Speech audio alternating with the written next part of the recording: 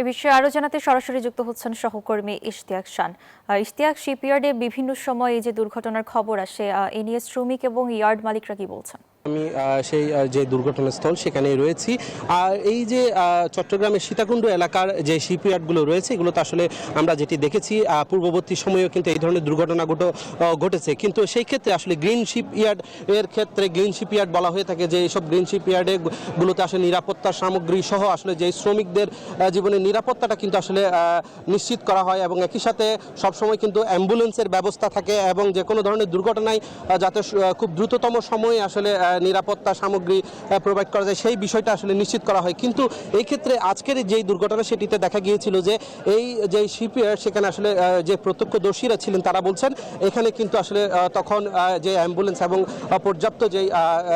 যে চিকিৎসা সামগ্রী সেই সব আসলে সেই মুহূর্তে পর্যাপ্তভাবে এখানে ছিল না এবং একই সাথে যেই আহত এবং যারা নিহত হয়েছেন তাদেরকেও কিন্তু এখান থেকে শিপইয়ার্ড থেকে বের করতে কিন্তু আসলে বিলম্ব হয়। এবং এই মুহূর্তে যদি একটু দেখানোর চেষ্টা করি এখানে কিন্তু এই শিপইয়ার্ডে ইতিমধ্যে আসলে সেনাবাহিনীর বেশ কয়েকটি প্লাটুন এখানে এসেছেন এবং উদ্ধার কার্যক্রম পরিচালনা করার জন্য কিন্তু আসলে তারা প্রস্তুত হচ্ছেন, অর্থাৎ তাদের যে শারীরিক এবং যে স্বাস্থ্য সামগ্রী এবং আছে মাস্ক পিপি থেকে শুরু করে আসলে তারা সেই যে দুর্ঘটনা সম্বলিত যে জাহাজ যেটি আসলে এলএনজি ক্যারিয়ার ছিল সেই জাহাজটিতে আসলে ভাটার পরে আসলে এই সেনাবাহিনীরা আসলে ঢোকার একটি পরিকল্পনা আছে বলে জানিয়েছেন এবং তারা বলছেন সেই জাহাজে আর কোনো মৃতদেহ কিংবা আহত কেউ আছেন কিনা সেটি শেষবারের মতো দেখা হতে পারে এবং সেই বিষয়ে কিন্তু আসলে যে সেনা সদস্যরা ইতিমধ্যে এখানে এসে জড়ো হয়েছেন এবং তাদের সাথে কিন্তু যেই স্বাস্থ্য সামগ্রী সেই সব স্বাস্থ্য সামগ্রী কিন্তু আসলে যে দেখা যাচ্ছে এবং এখানে যেই এলাকাবাসী এবং স্থানীয় যেই উৎসুক যে বাসিন্দারা রয়েছেন তারা এখানে প্রবেশের চেষ্টা করছেন। সেই ক্ষেত্রে সেনাবাহিনীর সদস্যরা কিন্তু একটি ব্যারিকেডের মতো সৃষ্টি করে রেখেছেন এবং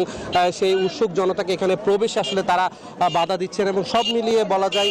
যে এই শিপইয়ার্ডের যে এলাকাটি সেটি এখন পর্যন্ত আসলে প্রশাসনের যে সদস্যরা তারা কিন্তু নিরাপত্তার মধ্যে এবং নিরাপত্তাটি এখন পর্যন্ত নিশ্চিত করছেন এবং